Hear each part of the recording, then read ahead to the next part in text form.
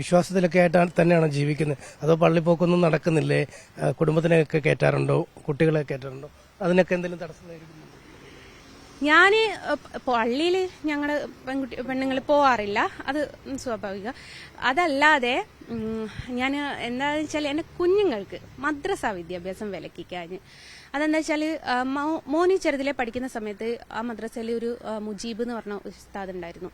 അപ്പൊ ഈ കുട്ടീനെ ദിവസം തല്ലും. ഇവനൊരു അടി ഉറപ്പ്. എന്റെ മകനാണ് എന്ന് അറിഞ്ഞത് തൊട്ടിട്ടാട്ടോ ഇതിനൊരടി.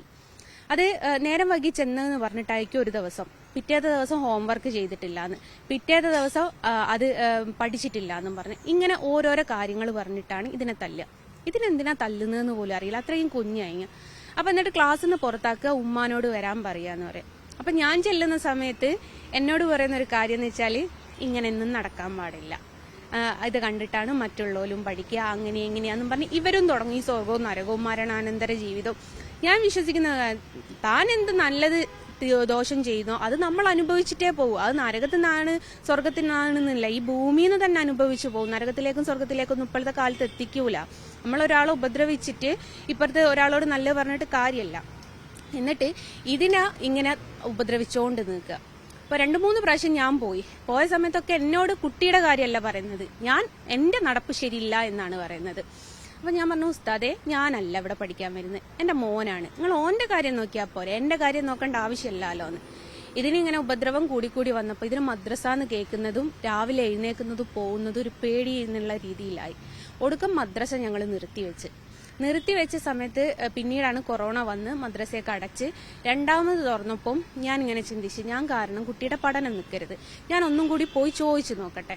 അങ്ങനെ വിചാരിച്ചിട്ട് ഞാൻ ഇതേപോലെ പിന്നെയും മദ്രസയിൽ പോയി അവിടുന്ന് ചോദിച്ചു നോക്കി ഉസ്താദിന്റെ അടുത്ത്. അപ്പൊ അവർ പറഞ്ഞു പള്ളി കമ്മിറ്റിയെ ചോദിക്കണം, അവർക്ക് ആർക്കെങ്കിലും ഏതെങ്കിലും ഒരു പാരന്റ്സിന് ബുദ്ധിമുട്ടുണ്ടെങ്കിൽ അവർക്ക് അവിടെ പഠിപ്പിക്കാൻ പറ്റൂല എന്ന് പറഞ്ഞു.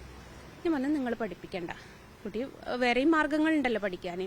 അപ്പൊ എന്റെ സ്വന്തം നാട്ടില് എന്റെ വീടിന്റെ മുമ്പിൽ പള്ളിയാണ്. അപ്പൊ അവിടുന്ന് ശനിയും ഞായറും പള്ളിയിൽ നിന്ന് ഉസ്താദ് വന്നിട്ട് എന്റെ വീട്ടിൽ വന്നിട്ട് ക്ലാസ് എടുക്കുക. പഠിപ്പിക്കുന്ന ഉസ്താദുമാരുണ്ട് ഒരുപാട്. എല്ലാരെയും ഞാൻ അടിച്ചാക്ഷേപിക്കൂല. ഇത് അവളുടെ വരുമാനമാണ്, അല്ലെ അവളുടെ കുടുംബം ജീവിക്കാണ് എന്ന് ചിന്തിക്കുന്ന ഒരുപാട് മനുഷ്യർ ഈ ഭൂമിയിലുണ്ട്. എന്നെ സപ്പോർട്ട് ചെയ്യുന്ന എത്ര മുസ്ലിംസ് ഉണ്ടെന്നറിയോ? എനിക്ക് എത്ര ആൾക്കാർ മെസ്സേജ് ചെയ്യുമെന്നറിയോ? നമ്മുടെ മനസാക്ഷി എന്ന് പറഞ്ഞൊരു സംഭവമുണ്ട്. അതിൽ നമ്മൾ അല്ല ചെയ്യുന്നതെന്ന് നമുക്ക് ഉറപ്പുണ്ടെങ്കിൽ അത് നമ്മളെ മുമ്പിലുള്ള അല്ലെ ചുറ്റുപാടുള്ള ആൾക്കാർ 10 പേരെങ്കിലും നീ തെറ്റല്ല ചെയ്യുന്നതെന്ന് പറയുമ്പോൾ എന്തിനാണ് നമ്മൾ പേടിക്കുന്നത്?